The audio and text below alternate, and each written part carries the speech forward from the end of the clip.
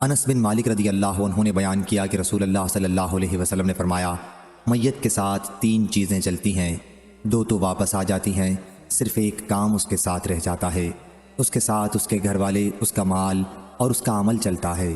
اس کے گھر والے اور مال تو واپس آ جاتے ہیں اور اس کا عمل اس کے ساتھ باقی رہ جاتا ہے۔ صحیح بخاری حدیث نمبر 6514۔ ایک مرتبہ رسول اللہ صلی اللہ علیہ وسلم 2 قبروں پر گزرے تو آپ نے فرمایا کہ ان دونوں قبر والوں کو عذاب دیا جا رہا ہے اور کسی بڑے گناہ پر نہیں۔ ایک تو ان میں سے پیشاب سے احتیاط نہیں کرتا تھا اور دوسرا چغل خوری کیا کرتا تھا۔ پھر آپ صلی اللہ علیہ وسلم نے ایک ہری ٹہنی لے کر بیچ سے اس کے 2 ٹکڑے کیے اور ہر ایک قبر پر ایک ٹکڑا گاڑ دیا۔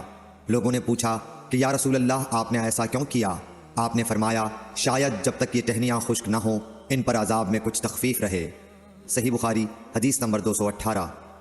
کہ رسول اللہ صلی اللہ علیہ وسلم نے فرمایا، جب تم میں سے کوئی شخص فوت ہوتا ہے تو ہر صبح و شام اس کا اصل ٹھکانہ اس کے سامنے لایا جاتا ہے۔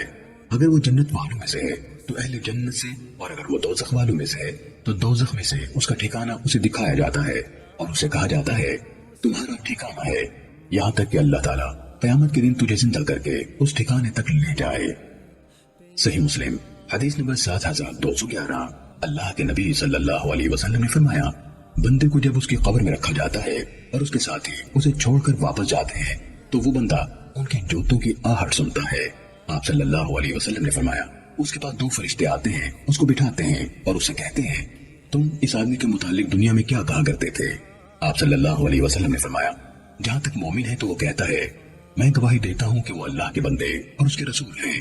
فرمایا تو اسے کہا جائے گا تم دوزخ میں اپنے ٹھکانے کی طرف دیکھو، اللہ تعالیٰ نے اس کے بدلے تمہیں جنت میں ایک ٹھکانہ دے دیا ہے۔ اللہ کے نبی صلی اللہ علیہ وسلم نے فرمایا وہ اپنے دونوں ٹھکانوں کو ایک ساتھ دیکھے گا۔ قتادہ نے کہا اور ہم سے یہ بیان کیا گیا ہے کہ اس کی قبر میں 70 ہاتھ وسعت کر دی جاتی ہے اور قیامت تک اس کی قبر میں تر و تازہ نعمتیں بھر دی جاتی ہیں۔ صحیح مسلم حدیث نمبر 7216۔ آپ صلی اللہ علیہ وسلم نے فرمایا ان قبروں والوں کو کون جانتا ہے؟ ایک آدمی نے کہا میں۔ آپ نے فرمایا یہ لوگ کب مرے تھے؟ اس نے کہا شرک کے عالم میں مرے تھے۔ اس نے کہا شرک کے عالم میں مرے تھے۔ آپ صلی اللہ علیہ وسلم نے فرمایا یہ لوگ اپنی قبروں میں مبتلا عذاب ہیں۔ اگر یہ خدشہ نہ ہوتا کہ تم اپنے مردوں کو دفن نہ کرو گے تو میں اللہ سے دعا کرتا تاکہ قبر کے جس عذاب کی آوازوں کو میں سن رہا ہوں وہ تمہیں بھی سنا دے۔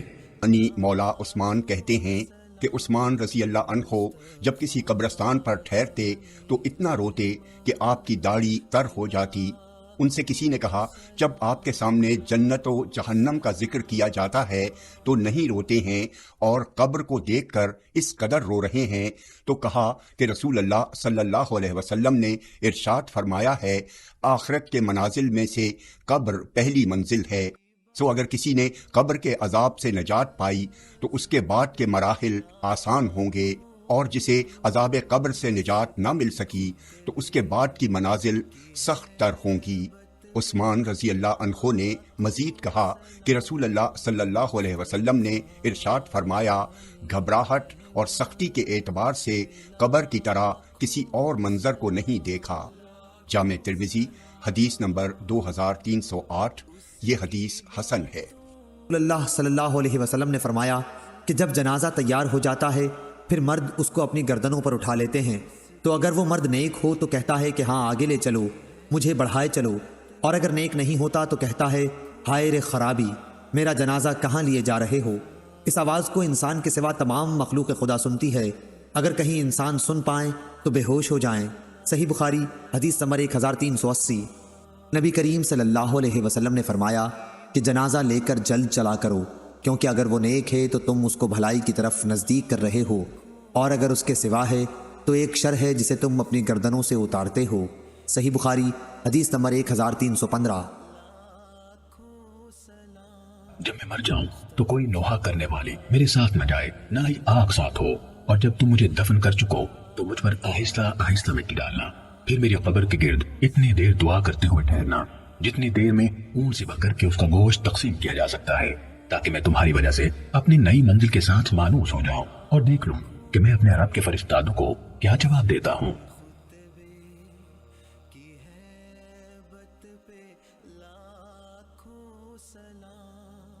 مصطفیٰ جان رحمت پہ لاکھوں سلام، لاکھوں سلام،